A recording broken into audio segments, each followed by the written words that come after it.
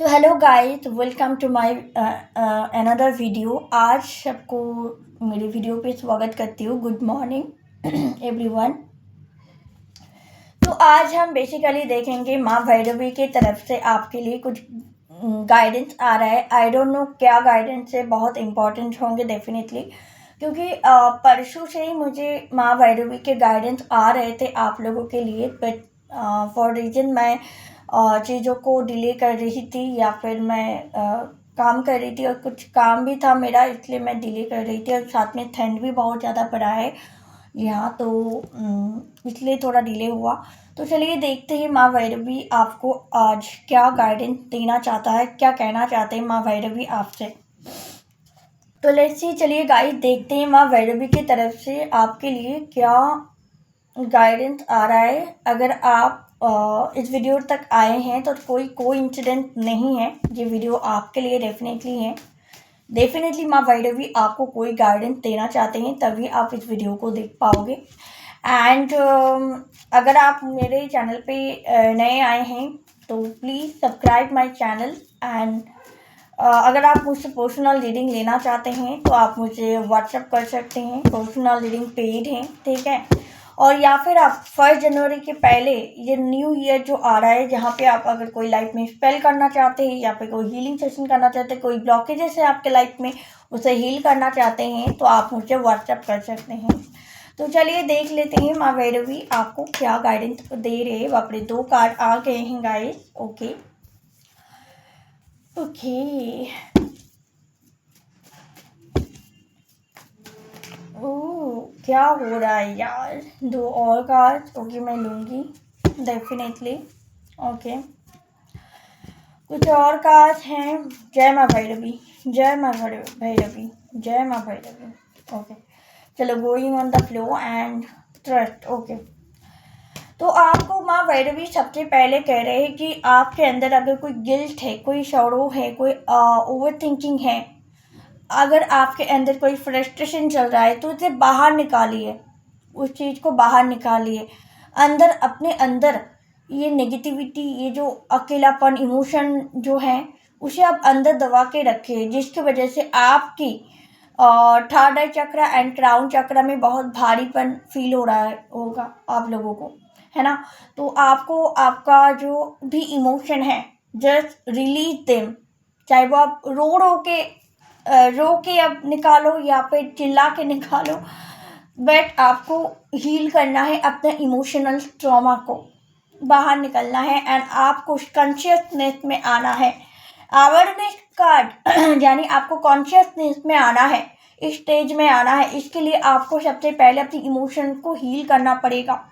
अगर आप खुद से कर सकते हो तो बहुत ही अच्छी बात है, नहीं तो आप किसी से करवा भी सकते हो इमोशनल हीलिंग, ठीक है। It's very good for you. And आपके लाइफ में ट्रांसफॉर्मेशन आ रहे हैं।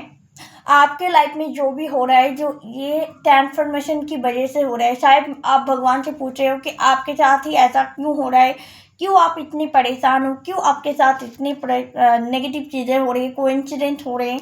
वो इसलिए क्योंकि आपका ट्रांसफॉर्मेशन चल रहा है।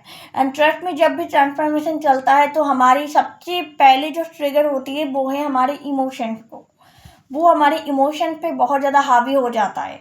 तो it's time to balance your emotion, okay. And बहुत ही जल्दी जब आपकी इस फेज कंप्लीट हो जाएगा ना, बहुत ही जल्दी ये फेज जब कंप्लीट हो जाएगा तो आप बैलेंस हो जाओगे। तो डेफिनेटली आपको यंग एंड इन, आपको यंग इन, यहाँ पे फ्रेंडली का कार्ड है, हालांकि फिर भी मैं बोलूँगी जहाँ पे यंग एंड इन का जो बैलेंस है वो आपको बैलेंस करना है। अपनी यंग एंड इन को, यानी अपनी कुंडलिनी शक्ति को आपको बैलेंस करना है। आपको अपनी एनर्जी को बैलेंस करना है। कुंडलिनी शक्ति तो मैं नहीं बोलूँगी क्योंकि नेक्स्ट टू लेवल, बट मैं उनको बोलूँगी कि आप अपना emotion and practical personal and अपनी practical life and emotional life को बैलेंस करना है, आपकी एनर्जी को बैलेंस करना है, ठीक है। तो डेफिनेटली आप मेडिटेशन कर सकते हैं, मंत्र चैंटिंग कर सकते हैं, ओके, अफर्मेशन कर सकते हैं daily, it's totally up to you. But आपको बैलेंस करना है अपनी इमोशन को, तभी आप इस सिचुएशन से बाहर निकल सकते हो। आपको गोइंग ऑन द फ्लो होना है, आपको आगे बढ़ते जाना है। जो भी हो रहा है होने दो, आप आगे बढ़ो, आप अपनी ये जो नेगेटिविटी है पीछे छोड़ के आप आगे बढ़ो, ये मैं आपसे कहना चाहती है। आप अपने ऊपर ट्रस्ट नहीं करते, बहुत से लोग ट्रस्ट इशू है आप लोगों का। ट्रस्ट इशू उनके साथ होता है जिनका रूट चक्र बैलेंस नहीं होता है, स्वादिष्टान चक्र बैलेंस नहीं होता है, या फिर चोट चक्र में इशू होता है। तो कहीं ना कहीं व्यक्ति बहुत ज़्यादा ट्रस्ट इशू में इनसिक्योरिटी मेनली योर रूट चक्र ले लेते। तो आपको अपना इनसिक्योरिटी को से बाहर निकलना होगा, ट्रस्ट करना होगा, खुद पे ट्रस्ट करना होगा, अपने अपनों पे ट्रस्ट करना होगा, एंड डेफिनेटली डिवाइन पे ट्रस्ट करना होगा। तभी आप इस चीज़ से, इस फेज से बाहर निकल पाओगे। और क्या गाइडेंस है, चलिए देखते हैं।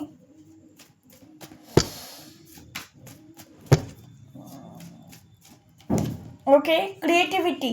तो आपको क्रिएटिव बनना है। अगर आप क्रिएटिव पर्सन है, आपको कुछ क्रिएटिविटी आता है, लाइक आपको पेंटिंग आता है, डांसिंग आता है, सिंगिंग आता है, ओके, जो भी आता है वो आप अपनी क्रिएटिविटी को एक्सप्रेस करना जरूरी है गाइस। यहाँ पे द ट्रस्ट का कार्ड ये जो है ना, ये आपको एक्सप्रेशन को भी बताता है, यानी एक्सप्रेस योरसेल्फ, क्रिएटिव बनना है आपको। क्रिएटिविटी यानी स्वादिष्टान चक्र, इमोशन पे काम करना है। अगेन मैं बता रही हूँ, आपका इमोशन सही नहीं है, इमोशनल ब्लॉकेजेस पे काम करना है आपको। और साथ में बहुत से लोग लेजी हो, बहुत ज़्यादा लेजी हो आप, तो आपको लेजीनेस को हटाना है, ठीक है। एंड जैसे आप अपनी ऑरा को क्लीन करना है, डेली अपनी ऑरा को क्लीन करना है आपको, क्योंकि हमारे पास बहुत सारी नेगेटिविटी, मतलब आसपास बहुत सारे नेगेटिविटीज होते हैं, है ना।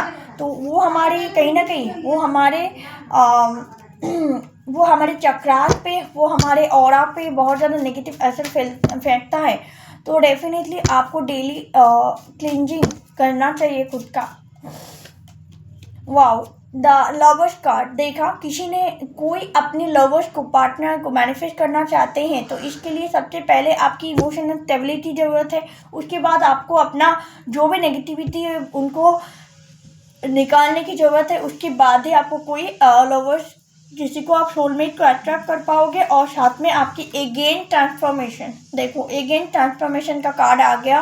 एंड तभी आप मैच्योर होगे, तभी इसके लिए आपको इस जगह से बाहर निकलना है। एक छोटे बच्चा जो देख रहा है कि ये, मतलब गेट के इधर से देख रहा है कि पता नहीं वहाँ क्या है, बट